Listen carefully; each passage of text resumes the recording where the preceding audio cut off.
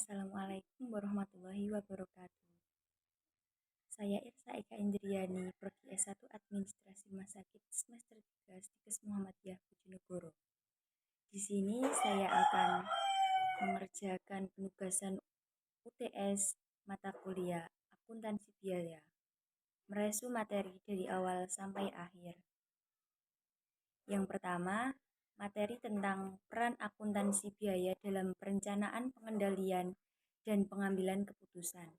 Peran akuntansi biaya dalam perencanaan, pengendalian, dan pengambilan keputusan memiliki peran yang sangat penting dalam membantu perusahaan untuk merencanakan, mengendalikan, dan mengambil keputusan yang strategis. Berikut ini adalah beberapa poin penting tentang peran akuntansi biaya dalam ketiga proses tersebut. Yang pertama, perencanaan. Dalam proses perencanaan, akuntansi biaya membantu manajemen untuk melakukan peramalan biaya, menetapkan budget, dan merencanakan strategi bisnis yang tepat. Yang kedua, pengendalian. Akuntansi biaya juga berperan dalam proses pengendalian, di mana perusahaan dapat memonitor dan mengevaluasi kinerja operasionalnya. Yang ketiga, pengambilan keputusan.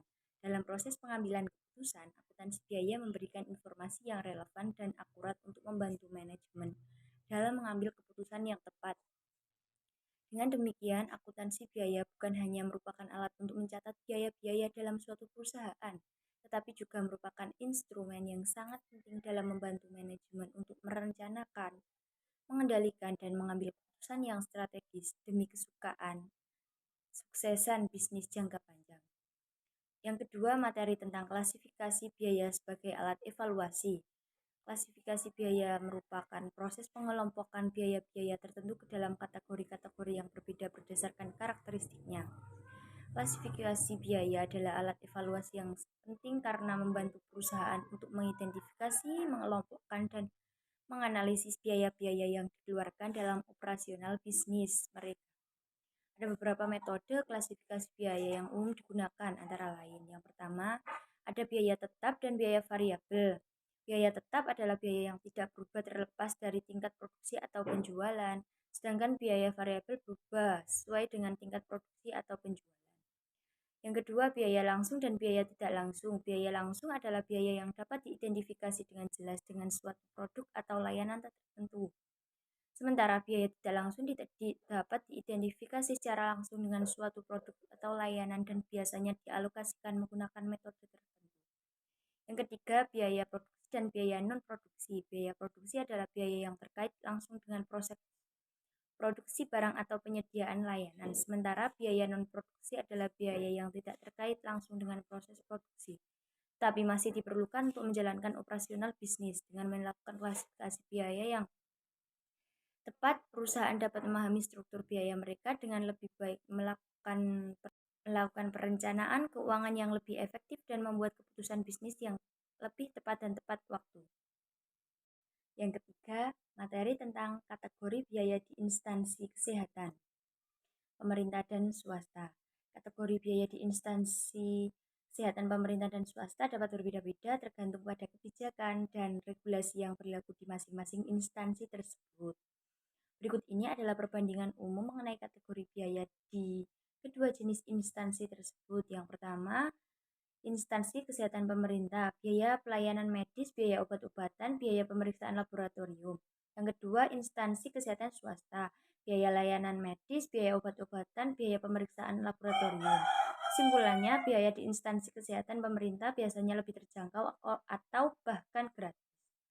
Sedangkan di instansi kesehatan swasta cenderung memiliki biaya yang lebih tinggi karena sifat komersialnya. Namun, kualitas pelayanan dan fasilitas di instansi kesehatan swasta cenderung lebih variatif dan lebih beragam.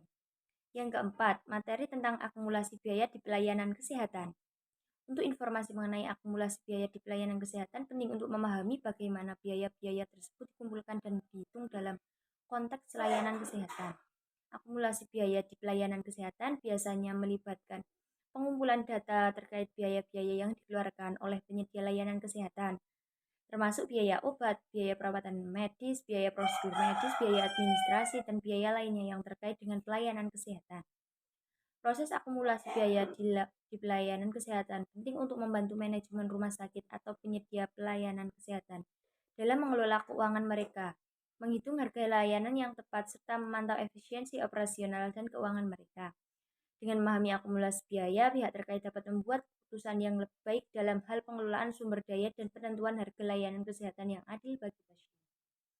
Penting juga untuk memperhatikan transparansi dalam proses akumulasi biaya di pelayanan kesehatan, sehingga pasien dan pemangku kepentingan lainnya dapat memahami dengan jelas bagaimana biaya-biaya tersebut dikumpulkan dan dihitung. Hal ini akan membantu menciptakan kepercayaan dan kepuasan bagi semua pihak yang terlibat dalam pelayanan kesehatan. Kesimpulannya, akumulasi biaya di pelayanan kesehatan merupakan bagian penting dalam pengelolaan keuangan dan operasional penyedia layanan kesehatan. Dengan pemahaman yang baik tentang proses akumulasi biaya diharapkan dapat meningkatkan efisiensi, transparansi, dan keadilan dalam pelayanan kesehatan. Yang kelima atau materi yang terakhir tentang panduan review jurnal. Panduan review jurnal yang pertama pengantar bertujuan untuk memberikan pemahaman yang jelas tentang proses review jurnal yang baik dan efektif. Sebagai seorang reviewer, pengetahuan yang baik tentang proses review adalah kunci untuk memberikan kontribusi positif dalam pengembangan ilmu pengetahuan. Yang kedua, langkah-langkah review jurnal. Yang pertama, identifikasi tujuan dari review tersebut, apakah untuk menilai validitas metodologi, keakuratan data, atau relevansi temuan. Selanjutnya, baca dengan cermat artikel jurnal untuk memahami secara keseluruhan isi dan metodologi yang digunakan. Kemudian, evaluasi keyakinan penulis dan relevansi temuan dengan pengetahuan dan penelitian Anda sendiri. Berikan komentar, konstruksi, dan jelas mengenai kelebihan dan kekurangan artikel